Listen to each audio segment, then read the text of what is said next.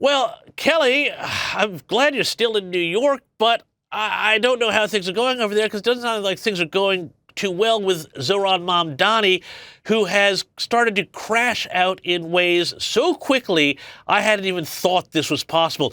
Now he is proposing raising property taxes, raiding pension funds, all because already 6 weeks in, they're out of money. Have a look at this. To balance the budget as required by law, our preliminary budget takes the only path within our control, the second path.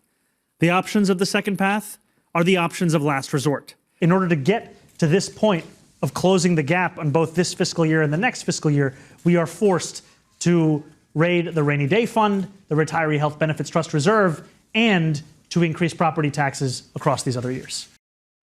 So what's going on here? It sounds like he's holding a gun to the governor's head and saying, if you do not give me my millionaire's tax, I'm just going to blow up the entire budget. That's pretty much how you can describe it, James. And it's really quite amazing to see. You're right.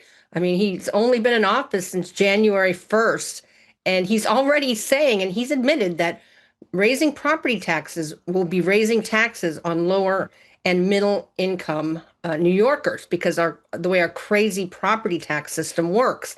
Now, let's face it, he knew that there was a budget shortfall going in. He knew this long before he became mayor. He knew this during the race. And his solution was, I need a millionaire's tax. And Governor Hochul endorsed him. I wonder if she's regretting that decision now. But she endorsed him. But she told him at the time, I'm not raising taxes. It's not going to happen. So instead of, pulling back on some of his huge and ridiculous promises, free buses for all, freeze the rents, free grocery stores, free, anti-Jewish propaganda.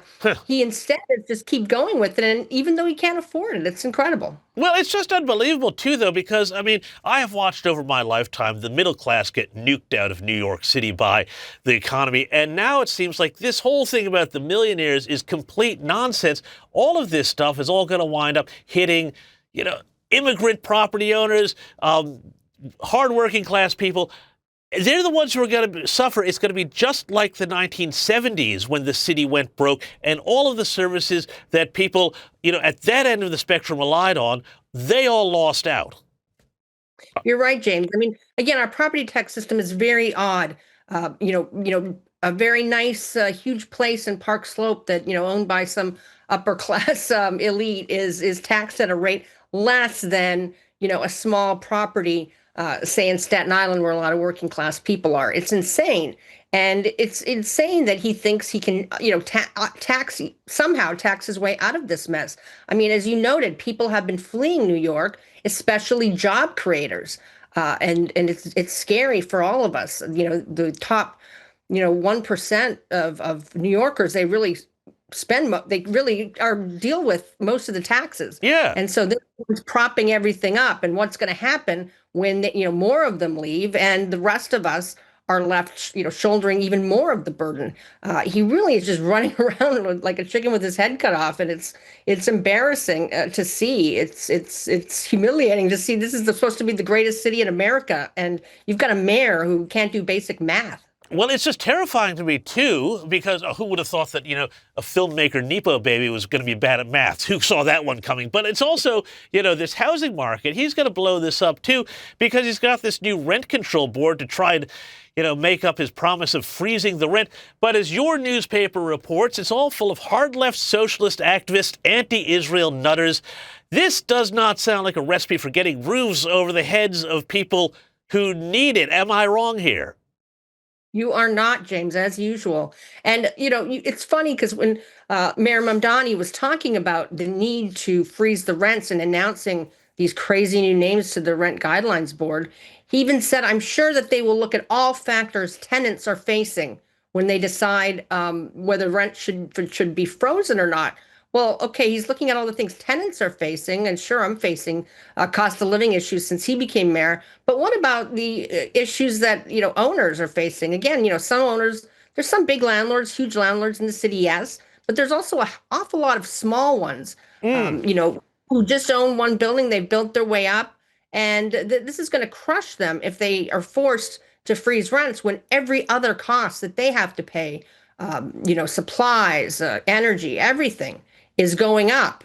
It's crazy. It's just unbelievable. But he's made it clear, what he's going to do. And again, as you mentioned, some of these people he's put on the board don't even have any experience dealing with numbers, let alone, the difficulty in figuring out, the costs and benefits and weighing, the tenants' issues versus the landlord's issues and all of the things that go in to the economy that helps decide how rent should be dealt with. And that's, 1 million rent stabilized units for New York City. And it's fascinating to me because this just shows how out of touch the left is with the people that they supposedly represent here. Let's go over to Los Angeles, where late night host Jimmy Kimmel is headlining a pricey fundraiser for the Democrat Congressional Campaign Committee, where guests have to pay $25,000 US. That's like 45,000 Australia just to get a seat at the table.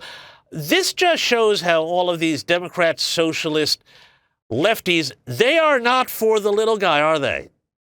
No, they're not. And it is really quite funny. You have to pay $25K just to get in the door. And California is facing, as where Jimmy Kimmel lives, of course, is facing a lot of economic issues, just like we are here in New York City.